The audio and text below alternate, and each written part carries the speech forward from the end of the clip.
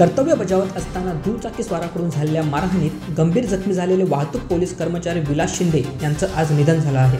लीलावती रुग्णालयात उपचार सुरू असताना त्यांची प्राणज्योत मालवली। 23 ऑगस्ट रोजी खार SV रोडवरील पेट्रोल पंपावर कर्तव्य बजावत असताना त्यांच्यावर दुचाकीस्वारांनी हल्ला केला होता। दुचाकीस्वाराला पोलिसांनी मालवणी येथून अटक देखील केली आहे। ISIS या दहशतवादी संघटनेचा प्रवक्ता अबू मोहम्मद अल अदनानीला ठार करण्यात आला आहे। सिरियामधील अलेप्पो प्रांतात सैन्याविरोधात छेडण्यात येणाऱ्या मोहिमेवर लक्ष ठेवण्याचं काम करत असतानाच त्याचा अमेरिकेच्या सैन्याकडून खात्मा करण्यात आला। अमेरिकेने यासंबंधी अधिकृतपणे माहिती देताना अलेप्पो प्रांतात हवाई हल्ल्यादरम्यान ISISचा एक दहशतवादी ठार झाल्याची माहिती दिली होती। बलात्कार प्रकरणात तुरुंगवासाची शिक्षा भोगणाऱ्या दोषींची यापुढे पॅरोलवर सुटका होणार नसल्याचा महत्त्वपूर्ण निर्णय देण्यात आला आहे।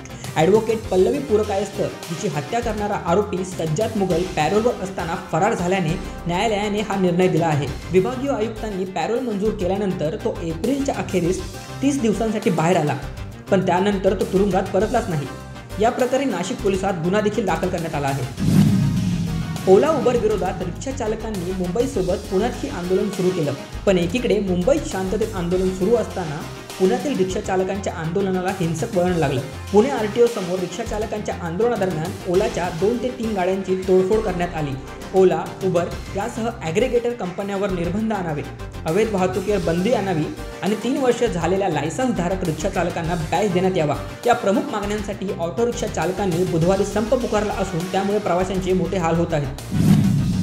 बंगालच्या राजकारणात महत्त्वाचा मुद्दा ठरलेल्या सिंगूर जमिनीच्या वादावर सर्वोच्च न्यायालयाचा महत्त्वपूर्ण निर्णय आला आहे। सर्वोच्च न्यायालयाने पश्चिम बंगाल सरकारला सिंगूरची जमीन आपल्या ताब्यात घेऊन 12 आठवड्यांच्या आत शेतकऱ्यांना परत करण्याचे आदेश दिले आहेत। 2006 मध्ये पश्चिम बंगाल सरकारने टाटा मोटर्स नॅनो प्लांट उभारण्यासाठी ही जमीन खरेदी केली होती।